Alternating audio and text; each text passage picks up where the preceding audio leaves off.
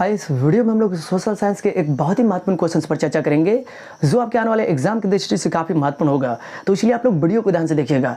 इस वीडियो के अंदर में हम लोग एक बेहतरीन तरीका से जानने का प्रयास करेंगे कि ये चिपको आंदोलन क्या है, आखिरकार इस आंदोलन का नाम चिपको आंदोलन ही क्यों पड़ा, चिपको आंदोलन का मुख्य उद्देश्य क्या है। इन सब प्रश्नों को एक बेहतरीन तरीका से जानने का प्रयास करेंगे।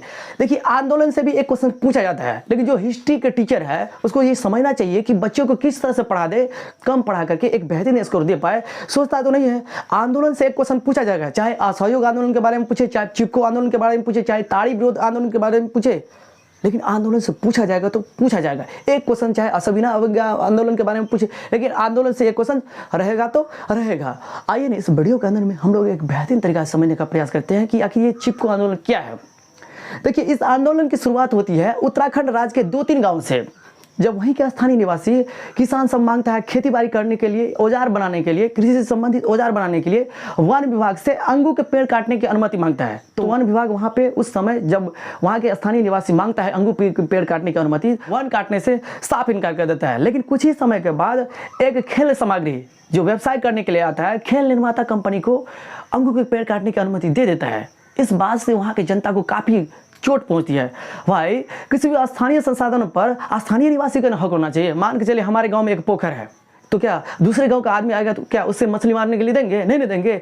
जो आसपास के क्षेत्र का लोग जो उसको देखता है, या कोई भी स्थानीय संसाधन जो आसपास के लोग उसको देखरेख करता है, संरक्षण करता है, तो उस पर किसका अधिकार होना चाहिए? तो आसपास के आदमी का अधिकार होना चाहिए ना, स्थानीय निवासी का ही हक होना चाहिए, उस पर अधिकार होना चाहिए।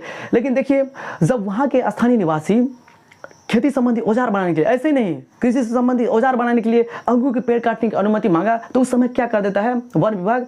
अंगू के पेड़ काटने के से साफ इनकार कर देता है, अंगू पेड़ काटने की अनुमति नहीं देता है। लेकिन वही जो है बाहर से कोई आता है, खेल सामग्री जो व्यवसाय करने के लिए आता है, वहां से तो सरकार को ज्यादा मुनाफा है, उसको दे देता है। इस बात से जनता काफी नाखुश होता है, और होना भी चाहिए। भाई, हम देख रेख कर रहे हैं, हमारे आसपास अगल बगल का जो भी संसाधन है उसको देख रेख हम कर रहे हैं, और उसका उपयोग करेगा क्या दूसरा आदमी, बाहर से आया है वो आदमी? ये तो नहीं होना चाहिए। स्थानीय संसाधनों पर आसपास के लोगों को ही उस पर अधिकार होना चाहिए। इसके साथ ही साथ वहाँ का ठेकेदार जो है, खेल सामग्री निर्माता जो है, मजदूर सब लिया वहीं का स्थानीय निवासी से, और उन सब मजदूरों के अंदर में गलत प्रवृत्ति डाल करके नशा का, शराब का लत लगा करके उससे काम करवाता था, अब बदले में पैसा देता ही नहीं था। आज जो भी देता था वो कटौती। कोई फ्री में किसी के लिए थोड़ी करता है। कहीं ना कहीं जो भी आदमी, आपको लगता होगा कि फ्री में ये हमारा काम कर रहा है, नहीं, कोई आदमी फ्री में काम नहीं करता। इस बात को हमेशा ध्यान रखिए। कहीं ना कहीं वो आपसे बहुत बड़ा चीज़ ले लेगा। इसका मतलब ये नहीं समझिएगा जो लड़का लड़की आइसक्रीम खिला रहा है तो उसका मतलब उसका दूर कहाँ तक पहुँचता है, लिंक पकड़ता होगा। समझ गए ना बात को? समझिए, आजकल के युग में या किसी भी युग में कोई आदमी फ्री में काम नहीं करता। कहीं ना कहीं उसमें क्या होता है, कहीं ना कहीं स्वार्थ उसमें छिपी रहती है। तो जब वहाँ के ठेकेदारों ने मजदूर को लिया, तो मजदूर से काम करवाता था, और उसके बदले में शराब लतखोरी का लत लगा करके क्या किया, मजदूर सबको बर्बाद कर दिया। जिस कारण से घर की स्थिति पहले से तो दुर्दशा थी ही। जब मजदूरों के अंदर में शराब पीने का ये लत लगा दिया, उस स्थिति में घर की आर्थिक व्यवस्था काफ़ी चरमरा गई, बद से बदतर होने लगी। महिलाएं सब को जब दिक्कत होगा तो महिलाएं सब तो आंदोलन करेगी ही ना। महिलाएं सब तो आगे है इस समय। महिला या किसी भी इंसान को दिक्कत होगा, थोड़ी है महिलाएं, किसी भी इंसान को दिक्कत होगा तो उस दिक्कत के विरुद्ध तो आवाज़ तो उठाएगा। इन सारे दुर्घटनाओं को देख करके महिलाएं भी इस आंदोलन में बढ़ चढ़ कर हिस्सा ले। महिलाएं भी नहीं देखा कि अंगूर के पेड़ के काटने की अनुमति वहाँ के स्थानीय निवासी को नहीं दे करके एक बाहरी व्यक्ति को ठेका दे देता है, खेल निर्माता वाले व्यक्ति को दे देता है। जब ये देता है, इसके साथ ही साथ जब मजदूर को काम करवाने के लिए ले जाता था तो उसको गलत तरह का प्रवृत्ति डाल करके, कुसंगति डाल करके, शराब का लत लगा करके सारे पैसा को, घर के आर्थिक दुर्दशा को चौपट कर दिया। इसी सब को देखते हुए महिलाएं ने भी इस आंदोलन में बढ़ चढ़ के हिस्सा लिया। अब भाई, इस आंदोलन का नाम क्यों पड़ा चिपको आंदोलन? पढ़ रहे हैं चिपको आंदोलन, भाई इसके बारे में भी नहीं समझना चाहिए कि आखिरकार इस आंदोलन का नाम क्यों पड़ा चिपको आंदोलन।